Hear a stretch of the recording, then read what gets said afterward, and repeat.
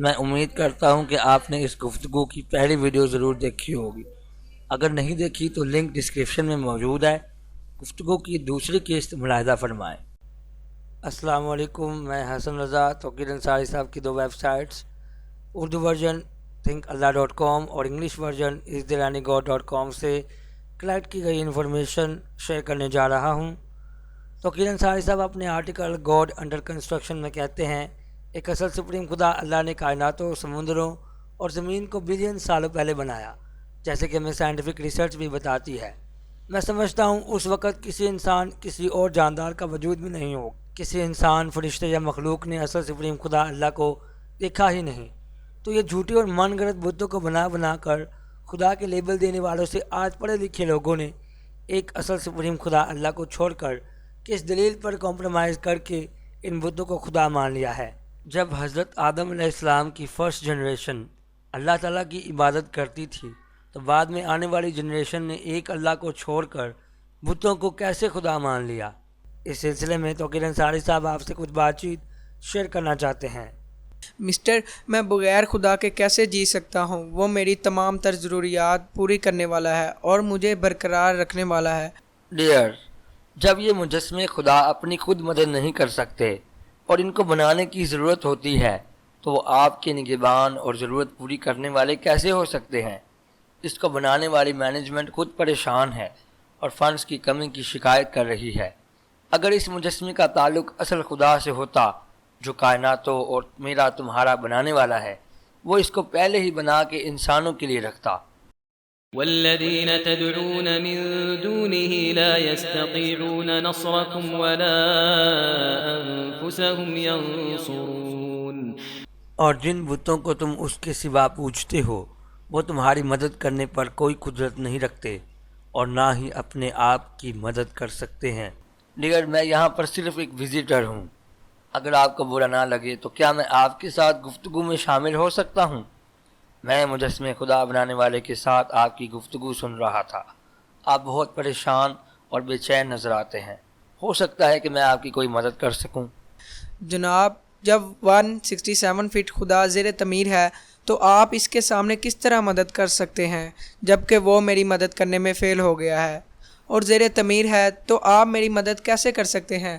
حقیقت میں آپ کی مدد نہیں کر سکتا ہوں۔ مدد تو صرف حقیقی خدا جس کا نام اللہ ہے اس کی طرف سے آتی ہے۔ جناب، کیا کوئی جعلی یا اصلی خدا بھی ہوتا ہے؟ اگر آپ کے پاس تھوڑا وقت ہے تو میں آپ کو جعلی اور حقیقی خدا اللہ کے درمیان فرق بتاتا ہوں۔ جناب، اگر آپ کے پاس کوئی میری پریشانی اور مصیبتوں کا حل ہے تو مجھے بتائیں، تو مجھے آپ کے ساتھ وقت گزارنے میں کوئی اعتراض نہیں ہے۔ ویسے آج کی اس سائنس اور ٹیکنالوجی کے دور میں مجھے سمجھ نہیں آ رہی ہے کہ لوگ اب بھی کس طرح سے بتوں، مجسموں، کراس اور جھوٹے خداؤں پر بھروسہ کر رہے ہیں۔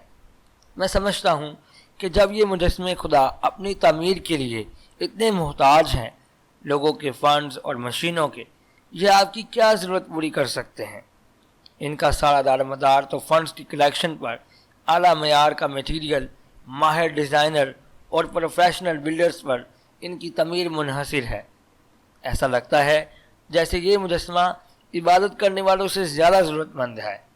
آپ دیکھ سکتے ہیں کہ ان کو بنانے اور مینٹین کرنے کے لیے بلڈرز اور فنڈز کی ضرورت ہے۔ ہر حالت میں ہر قسم کی مدد صرف ایک اصل سپریم خدا اللہ کی طرف سے ملتی ہے۔ براہ کرم آپ میری بات کو سمجھنے کی کوشش کریں، اور اس بات کا سمجھنا بہت ضروری ہے۔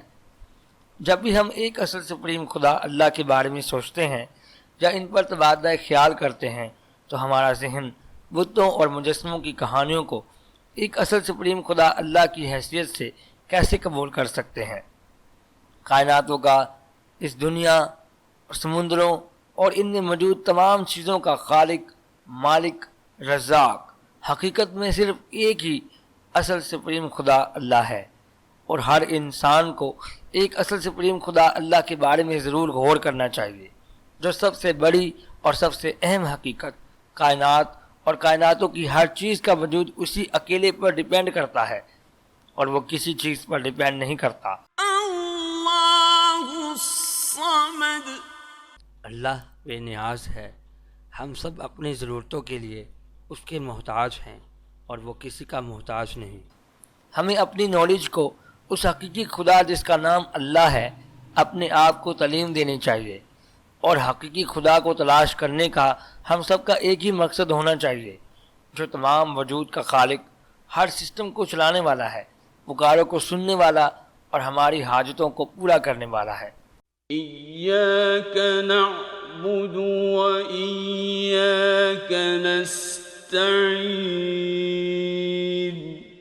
اے اللہ، ہم تیری ہی عبادت کرتے ہیں اور ہم تجھ ہی سے مدد چاہتے ہیں۔ صرف اسی سے مانگنا چاہیے، اور ہر انسان، چرند پرند اور کوئی بھی جاندار، سمندروں میں ہو یا خشکی پر، سب اسی کی محتاج ہے اور اسی سے مانگتے ہیں۔ ایک اصل سپریم خدا کا جاننا بہت آسان ہے، کیونکہ وہ تمام میٹیریلوں کا بنانے والا ہے۔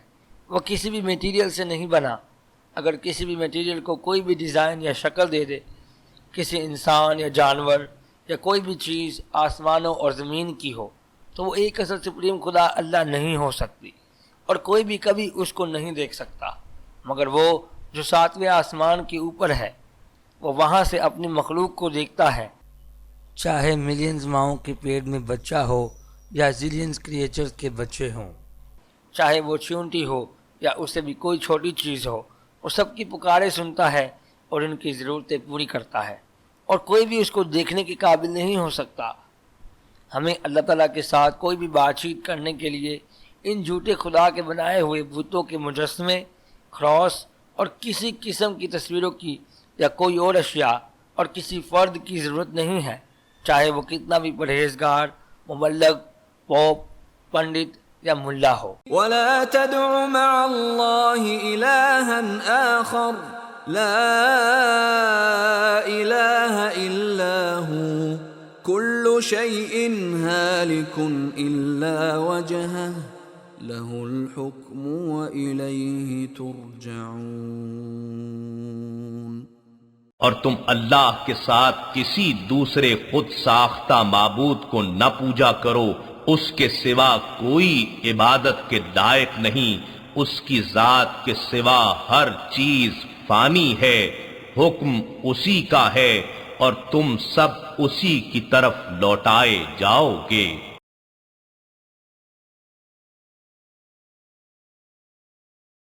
بقایا گفتگو سننے کے لیے اگلی قسط دیکھنا مت بھولیں۔ اللہ کے ماننے اور نہ ماننے والوں سے میری درخواست ہے کہ thinkallah.com اور isdinanigod.com کو انسانی فلاح و بہبود کے لیے ملٹی میڈیا اور سوشل میڈیا کے ذریعے دنیا کے کونے کونے میں پہنچا کر اپنی ذمہ داری کو پورا کریں گے انشاءاللہ۔